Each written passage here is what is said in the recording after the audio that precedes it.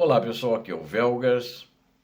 Hoje é dia 21 de dezembro de 2025, 8 horas da manhã, horário de Brasília. Drones ucranianos atingiram 2 caças russos Su-27 na península da Crimeia. Dificuldades econômicas não vão levar Putin à mesa de negociações. Quero convidar você que não é inscrito, inscreva-se no canal, convido todos a darem um like e também que compartilhem o vídeo, compartilhem e façam uma propaganda do canal, recomendem o canal e os vídeos também. Todos aqui sempre veem a verdade. Façam seus comentários, sempre muito bem-vindos. Obrigado. Então, drones ucranianos atingiram 2 caças russos Su-27 na Crimeia, segundo a agência de inteligência. São drones de longo alcance. Eles atacaram esses 2 caças russos no aeródromo militar, ou seja, na base militar de Belbek, na península da Crimeia, ocupada pela Rússia, segundo o SBU, que é o Serviço de Segurança da Ucrânia. Isso aconteceu no dia 20 de dezembro, na data de ontem.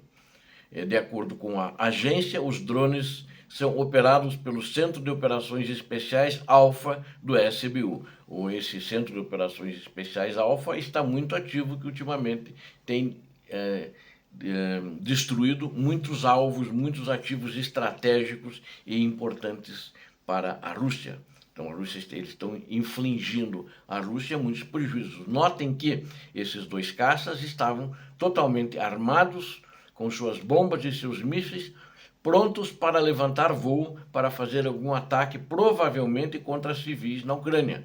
E os drones ucranianos detiveram esses 2 caças, eliminando-os, né? Então isso acho que foi é um dado, né, muito positivo.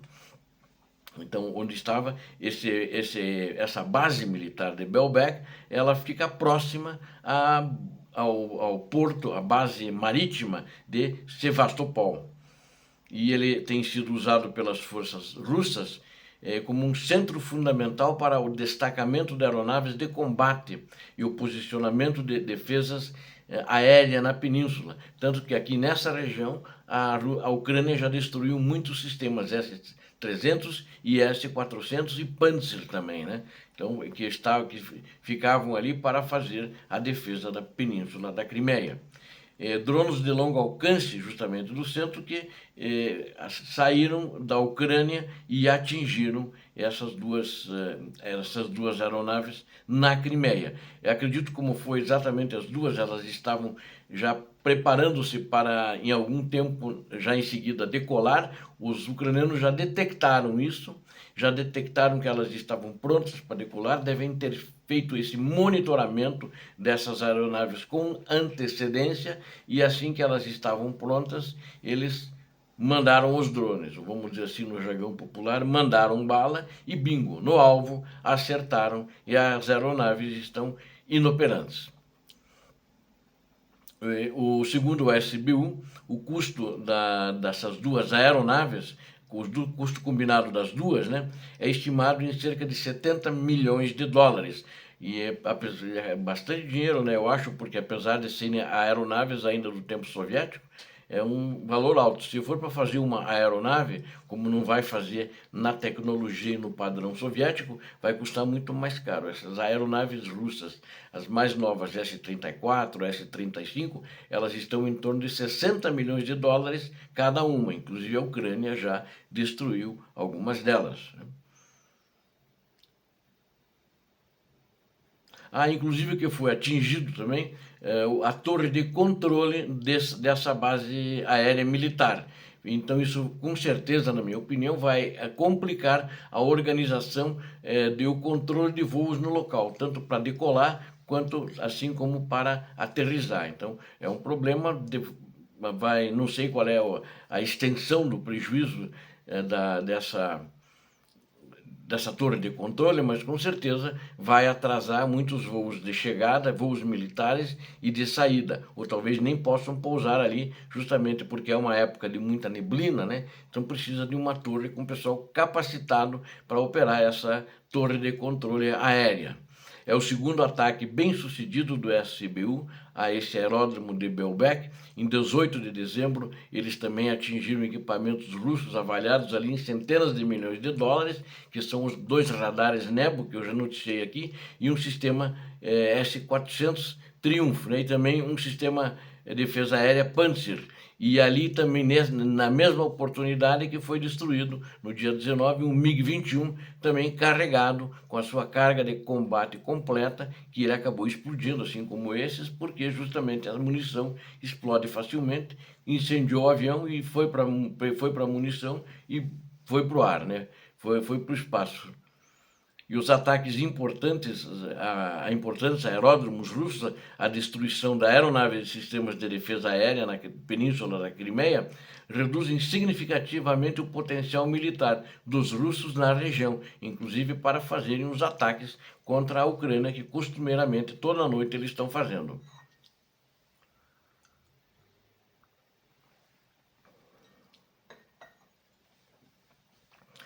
As dificuldades econômicas não levam Putin à mesa de negociação.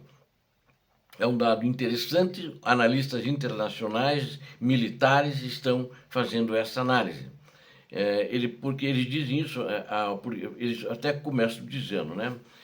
A economia russa tem enfrentado crescentes dificuldades durante todo o ano de 2025, mais do que os outros anos, é claro, na minha opinião, mas ela já vem, né? Por causa das primeiras sanções, ela vem crescendo e vai se amontoando as dificuldades e chega um ponto que as coisas ficam mais complicadas. Então a Rússia está com uma inflação descontrolada, tem um déficit muito grande e crescente orçamentário, e que tudo isso é devido na sua maior parte aos militares, né? E as receitas que são cada vez menores provenientes do petróleo e do gás. Esse que eu digo gastos militares justamente é por causa da guerra provocada criminosamente pelo ditador contra a Ucrânia.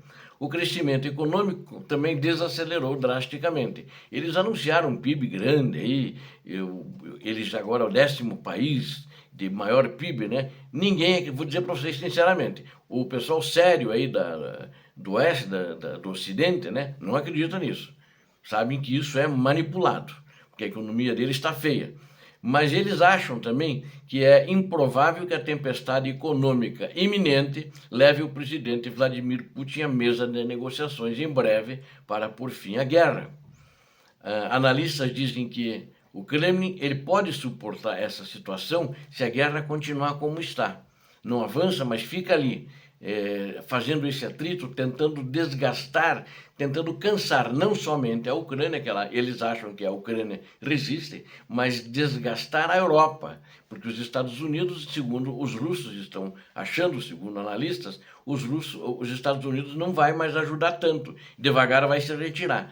E eles querem cansar a Europa para a Europa se retirar também. E aí eles acham que eles têm condições de avançar e pegar a Ucrânia. Então eles acham que a Rússia vai tentar chegar assim mais alguns anos. Eu já acho que não vai ser tão fácil assim como a Rússia está pensando esse desgaste. Né? Vai ter desgaste, já tem desgaste, está todo mundo cansado da guerra, todo mundo pôs muito dinheiro e todo mundo fica com déficit orçamentário por causa disso. Né? Europa e os países da Europa, assim como a Ucrânia. Pior para a Ucrânia. Agora eu acho o seguinte, a Rússia está com um problema muito grande que eu até estou analisando como é que estão os movimentos da Rússia no último vídeo das 16 horas. Assistam que vocês vão gostar. Tá? Então eu acho que não é tão simples assim, porque outros eventos acontecem dentro da Rússia. E se você analisar a economia em si, eles acham, né?